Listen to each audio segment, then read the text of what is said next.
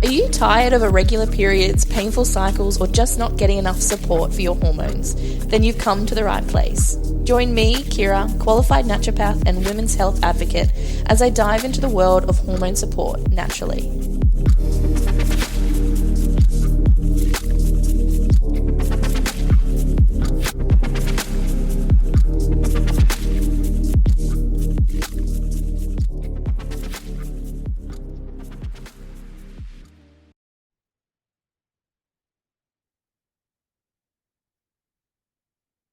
Hello, and welcome to another episode of the Natural Hormone Method. It's been a while since I've done a recording, and if you don't follow me and you have no idea, I actually just had a baby about 5 months ago now.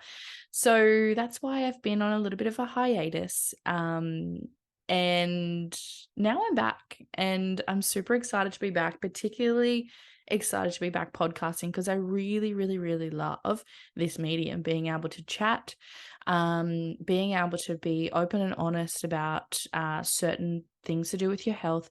And I really like, answering people's questions, because one thing that's really important to me as a naturopath is I really want my clients to understand how certain parts of their body works, because too often I have clients come to see me and they have absolutely no idea how their body works. You know, they might have some sort of understanding, but my goodness, the amount of people that, just really haven't had any education. And, you know, it's not necessarily their fault. It's not really something that's offered very often. And, you know, through schooling and adult life, et cetera, something that you have to actually seek out to get to, you know, certain parts of your body and how those work. And the thing that obviously I'm very, very excited to talk about is hormones, and everything to do with hormones. And for women, that's just, there's so much information to know. But what this, bit of a bit of a side note, I can definitely get a little bit rambly in some of these podcasts, but I really love having a chat and answering your questions. So today, what we're going to talk about is basically premenstrual mood symptoms and what they are, you know, what signs to look out for in your body to see, you know, the severity of those mood symptoms, and also how we can feel better, because I see all the time women that have these mood issues, but the week or 2 weeks prior to their period, they feel like, a lot of the times they feel like a completely different person. You know, they're angry, they're irritable, they're not themselves around their family or their friends, and they come out of the back end of it, and a lot of the times they say, whoa, what the heck happened? I'm fighting with my partner, and, you know, I'm fighting with my kids now because I went through this, you know, big emotional change. And it can leave people feeling really disconnected with their body and disconnected with their symptoms, and disconnected with the people around them as well.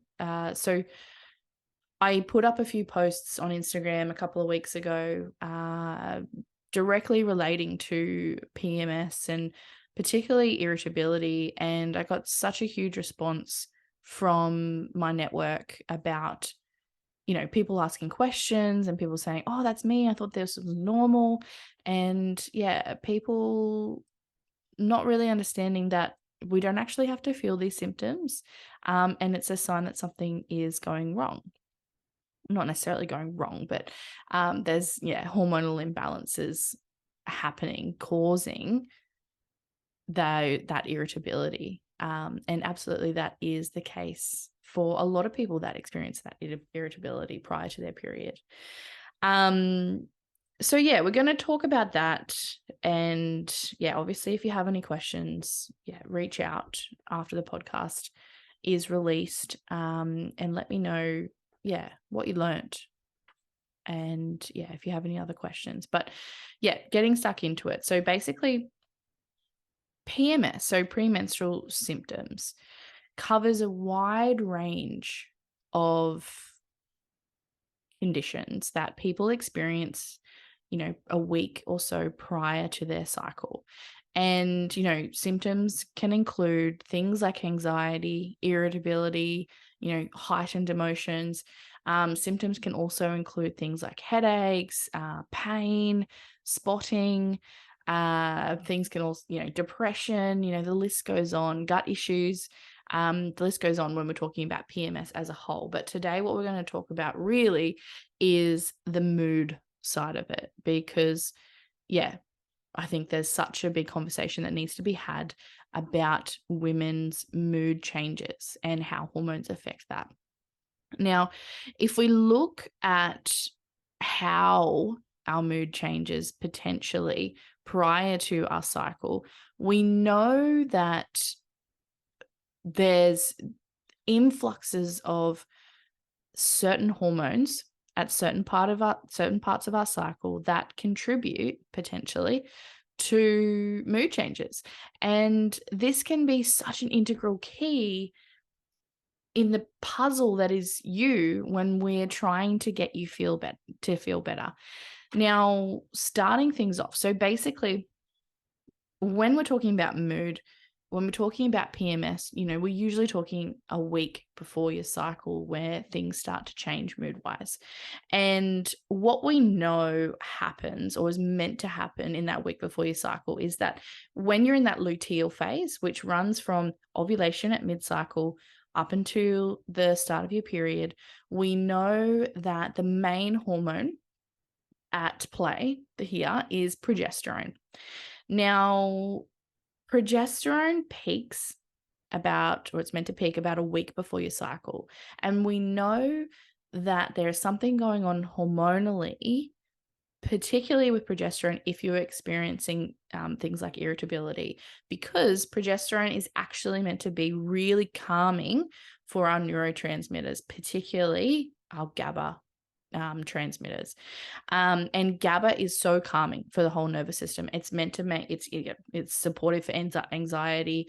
It's supportive for sleep. It's supportive for mood and hyperactivity in general. It's calming for the whole system. And looking at the link between progesterone and GABA is where we want to find out information if somebody's experiencing irritability. Now, progesterone peaks, again, a week in that luteal phase, a week before that cycle. And progesterone at that point, if you don't fall pregnant, basically that progesterone from that point will start to drop off.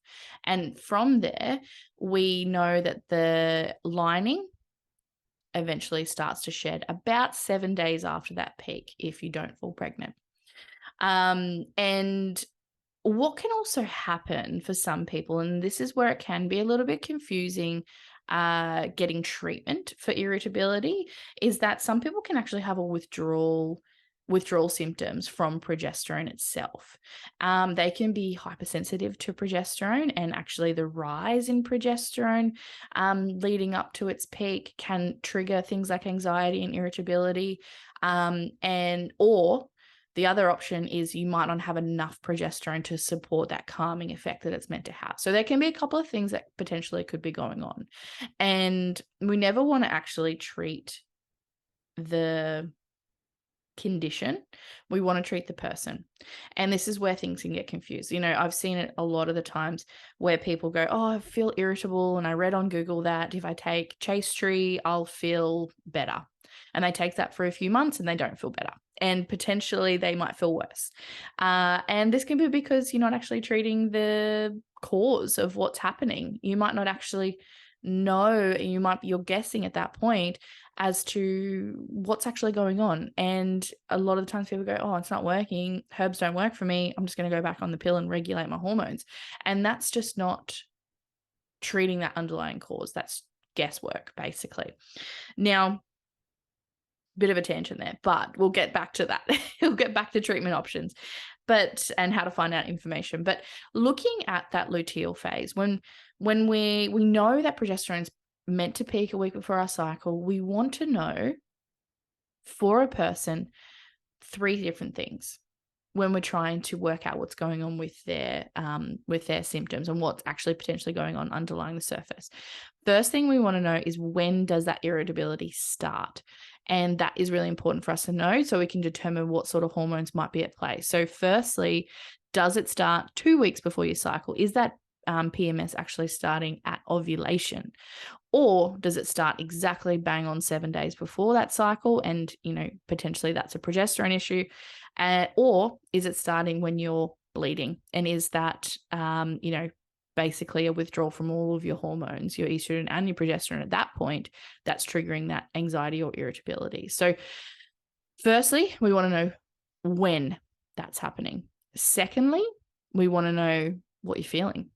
Are you feeling angry? Are you feeling emotional and teary? Are you feeling both? Are you feeling irritable? Are you feeling like a completely different person to what you usually feel like at that point? Where are you at? How severe are these symptoms? And thirdly, we want to know, is there anything else that makes that worse? Have we picked up the fact that if you have a stressful few weeks prior to that period, is that mood worse? If you have been sick and run down, does that make that anxiety worse? If you haven't had a fantastic diet that month, say you've been out and about or on a holiday, etc., does that make those symptoms worse at that period? That's a little bit harder to determine for some people unless we've been kind of, working with them for a while. Because it's not necessarily something that people go into so much depth with when they're looking into their symptoms. But some people do pick it up that, every time I have a stressful period at work, my period is horrible, and the first symptom that I get is severe anxiety. Those kind of looking into those symptoms into that depth tells us what else is a trigger. We know stress is a common trigger. We know nutrient deficiencies are a common trigger. We know inflammation is a trigger. We know that hormonal ups and downs and changes and diet and lifestyle and all of those external factors can be a big trigger for progesterone not potentially doing what it needs to do. So they're the 3 things that we want to look at.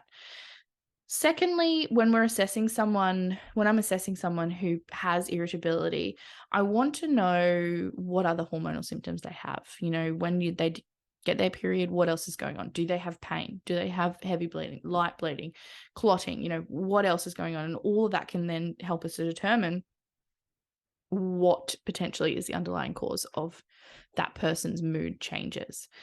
And, as well, adding on top of that, what I really want to say is we know that it's very common to experience mood changes with your cycles. It's nearly like a given that, okay, I have my period, I'm a woman, I'm going to feel pretty emotional and shitty. And it's kind of just brushed under the surface. But in fact, I say this all the time, and I do want to harp on it about it, but these symptoms are common. Your mum might have them, your sisters might have them, your friends might have them, but they are not normal. And just because everybody else is experiencing these symptoms doesn't mean we need to normalize it. You don't have to feel shitty before your cycle or at any time in the month related to your hormones, because these hormones are meant to make us feel amazing.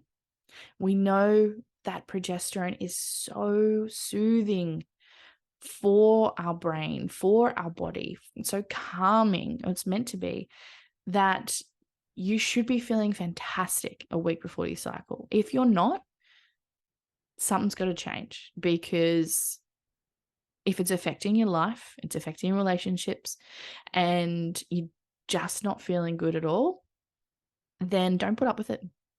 Actually find out what's going on, and, try not to just Band-Aid it with certain herbs that potentially the internet recommends. But yeah, so we want to know that these symptoms are common, not normal. So we need to find out what's going on if they're affecting your life. And that's something that you really, really want to change how you feel. Now, on top of that, one thing that we can do to gather a little bit more information about what's going on for you is something called basal body temperature tracking. And if you haven't heard about it, I do have another podcast that is all about basal body temperature tracking and how it works, what it is, what we can find out with it. And so have a listen to that if you haven't heard about it before. But if you have a basic understanding of it, we know that tracking your temperatures every month can tell us a lot about what's going on with your hormones, and particularly progesterone. Now, when you're looking at a normal chart of how your temperatures are meant to go up and down throughout the month, we know that in that luteal phase, your temperature is actually meant to go up pretty much a whole degree from that first phase, that follicular phase. So you can really see the difference between the first phase, ovulation, and then the second phase of the cycle. So, if your temperature kind of goes up and down at about 35, 36 degrees in the first part of the cycle, in the follicular phase, if you notice that ovulation drop and then that temperature rise, that's when we know that, your hormones are kind of doing what they should be doing. We're having those ups and downs, and that's great. That temperature rise in the luteal phase is actually stimulated by progesterone. So having that influx of progesterone will increase our temperatures naturally.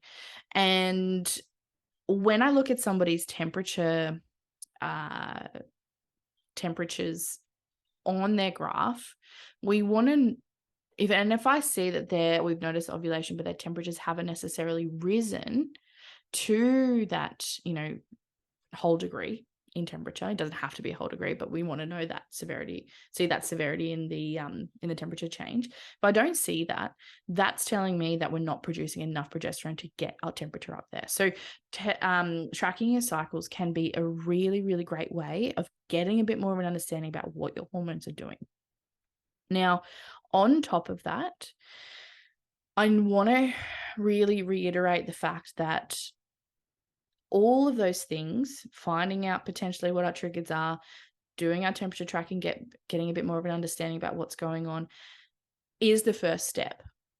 Gathering that information then tells us a little bit more about what else is going on. From that point, if we've done some support work along the way to kind of help that progesterone come up, or help certain effects with GABA and neurotransmitter support, etc. And we notice some changes, fantastic. If we're hitting any roadblocks, which most often than not, we get to a point at that stage where we've started some symptomatic work and feeling better, but you might not be feeling 100% better. At that point, we want to consider looking into those hormones, because actually finding out what is going on with your progesterone, your estrogens, your testosterone, your cortisol can be the difference between basically treating you for the next 2 years, or getting it done, like getting you feeling better quicker.